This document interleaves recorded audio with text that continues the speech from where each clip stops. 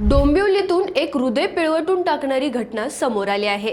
खाऊ आणायला जाते असं सांगून घराबाहेर पडलेली आई आपल्या तिन्ही लहान मुलांना रस्त्यावरच सोडून बेपत्ता झाली आहे।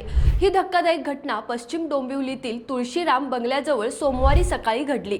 सकाळी सुमारे 9 वाजता रडणाऱ्या आणि घाबरलेल्या अवस्थेत उभ्या असलेल्या या चिमुरड्यांना स्थानिक महिला जयश्री यादव यांनी पाहिलं। परिस्थितीचं गांभीर्य ओळखत त्यांनी तात्काळ मुलांना ताब्यात घेतलं आणि थेट विष्णुनगर पोलीस ठाण्यात नेलं। मुलं लहान असल्याने त्यांना स्वतःबद्दल कोणतीही माहिती देता आली नाही।